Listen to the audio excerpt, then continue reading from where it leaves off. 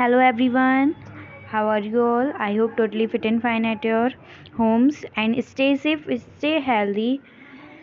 So everyone, आज हमारा नया अध्याय शुरू होने वाला है। पिछली क्लास में हमने अध्याय 2 कंप्लीट कर लिया था। आज हम इसमें अध्याय 3 शुरू करने वाले हैं। चलिए शुरू करते हैं। पार्ट 3 अध्याय 3। ओके। अरे यह क्या, कोई सांड डॉक्टर चला आ रहा है? हाँ, सांड ही है, वह सामने आ पहुंचा। दोनों मित्र बगले झांक रहे हैं। सांड पूरा हाथी है, उससे भिड़ना जान से हाथ धोना है, लेकिन न भिड़ने पर भी जान बचती नहीं नजर आती। इन्हीं की तरफ आ भी रहा है। कितनी भयंकर सूरत है। अभी क्या हुआ? अभी ये हुआ यहाँ पर कि वो दोनों मटर खा रहे थे। पिछली अध्याय में यही वो मटर खा रहे थे और जो हीरा था वो खाई में गिर गया, राइट। फिर मोती से आके मिल गया था। अब वो जब उस मटर खा रहे थे तो उन्होंने क्या देखा? अपनी तरफ सांड आते हुए देखा कि उनकी तरफ सांड आ रहा है। अब वो सोच रहे हैं अगर हम इसे मारेंगे फिर भी मरेंगे, अगर नहीं मारेंगे फिर भी मरेंगे, तो क्या करें? वो सोच में पड़ गए हैं। मोती ने मूक भाषा में कहा, बुरे फंसे, जान बचेगी, कोई उपाय सोचो। हीरा ने चिंतित स्वर में कहा, अपने घमंड में भुला हुआ है, आरजू विनती ना सुनेगा। क्यों भागना चलें? भागना कायरता है तो फिर यहीं मरो। बंदा तो 9 2 11 होता है, और जो दौड़ाए तो फिर कोई उपाय सोचो जल्द। उपाय यही है कि उस पर दोनों जाने एक साथ चोट करें। मैं आगे से रगेदता हूँ, तुम पीछे से रगेदो। दोहरी मार पड़ेगी तो भाग खड़ा होगा। मेरी ओर झपटे, तुम बगल से उसके पेट में सींग घुसेड़ देना। जान जोखिम है पर दूसरा उपाय नहीं है। दोनों मित्र जान हथेलियों पर लेकर लपके। सांड को भी संगठित शत्रुओं से लड़ने का तजर्बा ना था। वह तो एक शत्रु से मल्लयुद्ध करने का आदी था। ज्यों ही हीरा पर झपटा, मोती ने पीछे से दौड़ाया। सांड उसकी तरफ मुड़ा तो हीरा ने रगेदा। सांड चाहता था कि एक एक करके दोनों को गिरा ले, पर ये दोनों भी उस्ताद थे। उसे वह अवसर न देते थे। एक बार सांड झलकाकर हीरा का अंत कर देने के लिए चला कि मोती ने बगल से आकर पेट में सींग घोंप दिया। सांड क्रोध में आकर पीछे फिरा तो हीरा ने दूसरे पहलू में सींग चुभा दिया। आखिरी बेचारा जख्मी होकर भागा और दोनों मित्र ने दर्द तक उसका पीछा किया, यहाँ तक कि सांड बेदम होकर गिर पड़ा। तब दोनों ने उसे छोड़ दिया। दोनों मित्र विजय के नशे में झूमते चले जाते थे। मोती ने अपनी सांकेतिक भाषा में, यहाँ पे इन्होंने मूक भाषा की जगह सांकेतिक भाषा का भी यूज़ किया है, मेरा जी तो चाहता था कि बच्चा को मार ही डालूं। हीरा ने तिरस्कार किया। गिरे हुए बैरी पर सींग न चलाना चाहिए। उसने मतलब उसको अपोजिट आंसर दिया कि गिरे हुए किसी भी पशु पर अपना सींग नहीं चलाना चाहिए। ये सब ढोंग है। बैरी का ऐसा मारना चाहिए कि फिर ना उठे। अब घर कैसे पहुंचेंगे वह सोच, पहले कुछ खा ले तो सोचे। सामने मटर का खेत था ही। मोती उसमें घुस गया। हीरा मना करता रहा पर उसने एक ना सुनी। अभी 2 ही 4 ग्रास खाए थे कि 2 आदमी लाठियां लिए दौड़ पड़े और दोनों मित्र को घेर लिया। हीरा तो मेड़ पर था, निकल गया। मोती सोचते हुए उसके खुर कीचड़ में धंसने लगे, ना भाग सका, पकड़ लिया। हीरा ने देखा संगी संकट में है तो लौट पड़ा। फंसेंगे तो दोनों फंसेंगे। रखवालों ने उसे भी पकड़ लिया। प्रातःकाल दोनों मित्र कांजी हाउस में बंद कर दिए गए। मतलब जो 2 आदमी थे वो कांजी हाउस से थे। कांजी हाउस क्या है? अब यहाँ पे कांजी हाउस क्या होता है?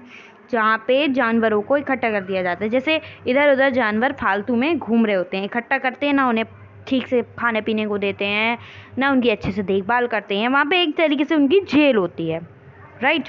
नाउ अब अध्याय 4 स्टार्ट। हमारा अध्याय 4 स्टार्ट हो रहा है।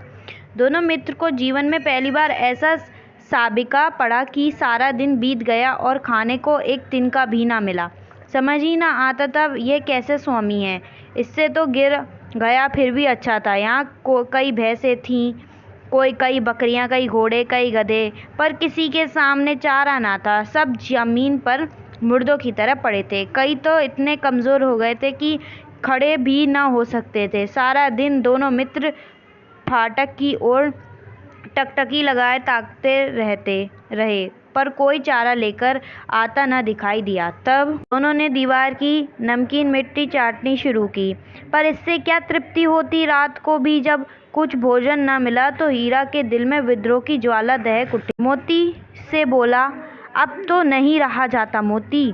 मोती ने सिर लटकाए हुए जवाब दिया, मुझे तो मालूम होता है प्राण निकल रहे हैं।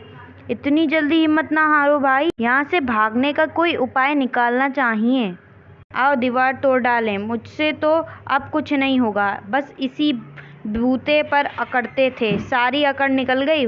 बाड़े की दीवार कच्ची थी, हीरा मजबूत तो था ही।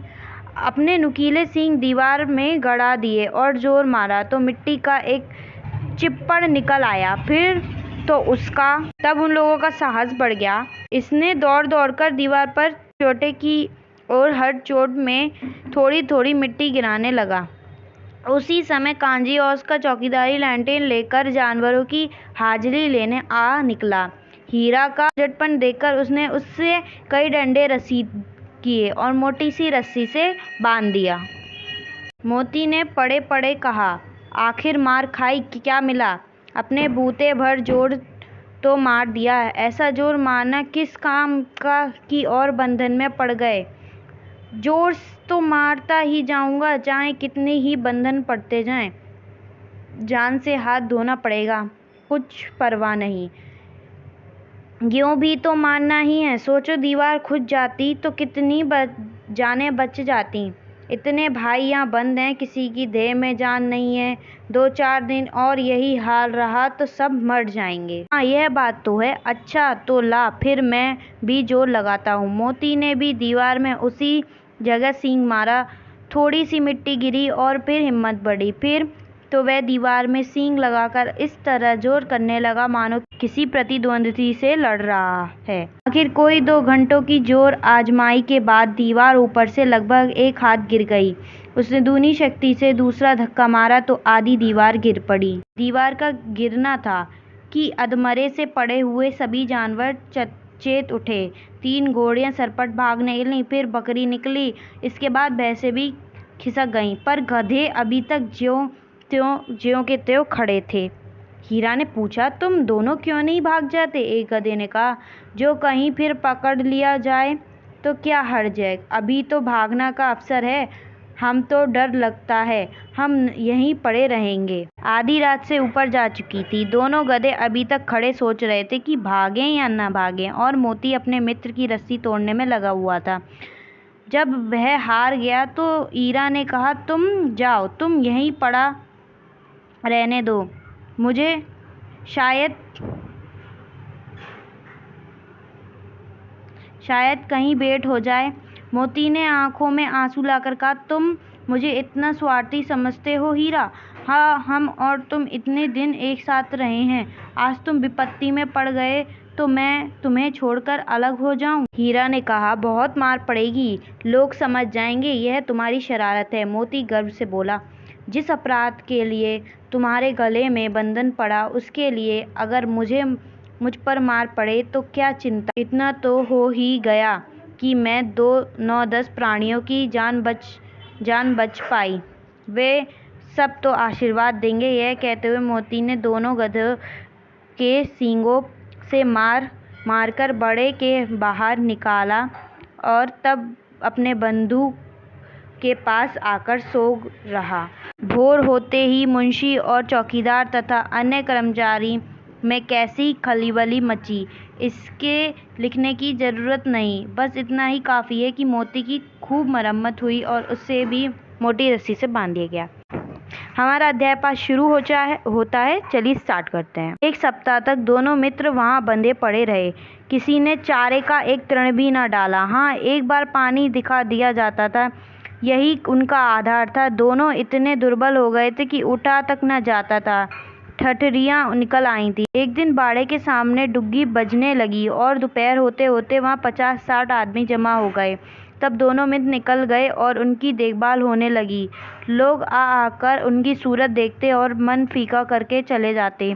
ऐसे मृतक बैलों का कौन खरीदार होता। सहसा एक गड़ियल आदमी, जिसकी आंखें लाल थीं और मुद्रा अत्यंत कठोर, आया और दोनों मित्रों के कूले में उंगली गोदकर मुंशी जी से बातें करने लगा। उसका चेहरा देखकर अंत गिरने से दोनों मित्रों के दिल का काँप उठे। वह कौन और हैं और उन्हें क्यों टटोल रहा है, इस विषय में उन्हें कोई संदेह न हुआ। दोनों ने एक दूसरे को भीत नेत्रों से देखा और सिर झुका लिया। हीरा ने कहा, गया के घर से नाहक भागे, जब जान न बचेगी। मोती ने अश्रद्धा के भाव से उत्तर दिया, कहते हैं भगवान सबके ऊपर दया करते हैं, उन्हीं हमारे ऊपर क्यों दया नहीं आती। भगवान के लिए हमारा मरना जीना दोनों बराबर हैं। चलो अच्छा ही है, कुछ दिन उसके पास तो रहेंगे। एक बार भगवान ने उस लड़की के रूप में हमें बचाया था, क्या अब न बचाएंगे। यह आदमी छुरी चलाएगा, देख लेना। तो क्या चिंता, मांस खाल सींग हड्डी सब किसी न किसी काम आ जाएंगे। नीलाम हो जाने के बाद दोनों मित्र उस दड़ियल के साथ चले। दोनों की बोटी बोटी काँप रही थी, बेचारे पाँव तक न उठा सकते थे, पर भय के मारे गिरते पड़ते भागे जाते थे, क्योंकि वह जरा भी चाल धीमी हो जाने पर जोर से डंडा जमा देता था।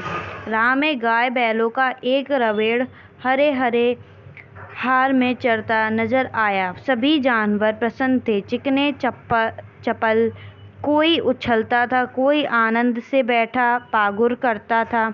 कितना सुखी जीवन था इनका, पर कितने स्वार्थी हैं सब।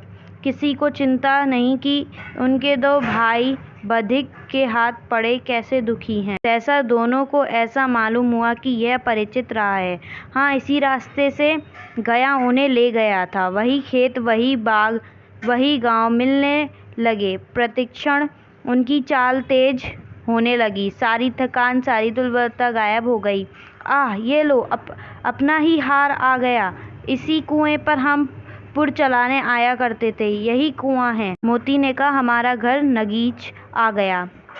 हीरा बोला, भगवान की दया है, मैं तो अब घर भागता हूँ, यह जाने देगा, इसे मैं मार गिराता हूँ। नहीं, दौड़कर थान पर चलो, वहाँ से हम आगे न जाएंगे। दोनों उन्मत्त होकर बछड़ों की भांति कुलेलें करते हुए घर की ओर दौड़ते, वह हमारा थान है। दोनों दौड़कर अपने थान पर आए और खड़े हो गए। दड़ियल भी पीछे पीछे दौड़ा चला आता था। झुरी द्वार पर बैठा धूप खा रहा था, मतलब सेक रहा था, खा तो नहीं सकते ना। बैलों को देखते ही दौड़ और उन्हें बारी बारी से गले लगाने लगा। मित्रों की आंखों से आनंद के आंसू बहने लगे। एक झुरी का हाथ चाट रहा था। दड़ियल ने जाकर बैलों की रस्सियां पकड़ ली। झुरी ने कहा, मेरे बैल हैं। तुम्हारे बैल कैसे? मैं मवेशीखाने से नीलाम लिए आता हूँ। मैं तो समझा हूँ चुराए लिए आते हो। चुपके से चले जाओ, मेरे बैल हैं, मैं बेचूंगा तो बिकेंगे। किसी को मेरे बैल नीलाम करने का क्या अधिकार है? जाकर थाने में रपट कर दूंगा। मेरे बैल हैं, इसका सबूत यह है कि मेरे द्वार पर खड़े हैं। दड़ियल झल्लाकर बैलों को जबरदस्ती पकड़ ले जाने के लिए बढ़ा। उसी वक्त मोती ने सींग चलाया। दड़ियल पीछे हटा, मोती ने पीछा किया। दड़ियल भागा, मोती पीछे भागा। गांव के बाहर निकल जाने पर वह रुका, पर खड़ा दड़ियल का रास्ता देख रहा था। दड़ियल दूर खड़ा धमकियां दे रहा था, गालियां निकाल रहा था, पत्थर फेंक रहा था, और मोती विजयी शूर की भांति उसका रास्ता रोके खड़ा था। गांव के लोग यह तमाशा देखते और हंसते थे।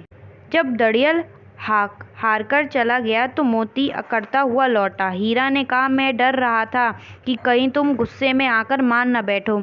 अगर वह मुझे पकड़ता तो मैं बेमारे न छोड़ता। अब न आएगा तो दूर ही से खबर लूँगा, देखूँ कैसे ले जाता है। जो गोली मारवा दे, मर जाऊंगा, पर उसके काम तो ना आऊँगा। हमारी जान को कोई जान नहीं समझता, इसलिए कि हम इतने सीधे हैं। जरा देर में नादों में खली, भूसा, चोकर और दाना भर दिया गया और दोनों मित्र खाने लगे। झुरी खड़ा दोनों को सहला रहा था और 20 लड़के तमाशा देख रहे थे। सारे गांव में उछाल सा मालूम होता था। उसी समय मालकिन ने आकर दोनों के माथे चूम लिए। सो एवरीवन, हमारी स्टोरी यहाँ पे फिनिश होती है। आपको PDF प्रोवाइड हो चुकी होगी कमेंट सेशन में, आपकी फर्स्ट पार्ट में, जहाँ से आपके इसके questions, paragraph and all related, and आपको बुक की PDF भी मिल जाएगी डिस्क्रिप्शन में दो, राइट। तो इसमें क्या सोच समझा आपने, प्लीज़ आप अपनी भाषा में मुझे कमेंट सेशन में ज़रूर बताइएगा। बट अभी मैं अपनी भाषा में आप सभी को बताती हूँ कि इतना प्रेम था उन तीनों में कि उनका प्रेम उन्हें खींचा चला, एक दूसरे का प्रेम उन्हें खींच लेता था, राइट। पहला पॉइंट ये होगा। सेकंड, हमें आज़ादी के लिए हमेशा लड़ना चाहिए। ये नहीं कि आज़ादी नहीं मिल रही है, हार मान गए, तो आज़ादी के लिए हमेशा लड़ना चाहिए, नेवर स्टॉप, कभी नहीं रुकना चाहिए। तो प्लीज़ अगर आपको ये वीडियो पसंद आई हो तो एक लाइक ज़रूर कीजिएगा और चैनल को सब्सक्राइब कर दीजिएगा और बेल आइकन दबाना ना भूलिएगा, और ज़रूर कीजिएगा शेयर ज़्यादा से ज़्यादा आपके फ्रेंड्स हो। That's all for today, thank you so much.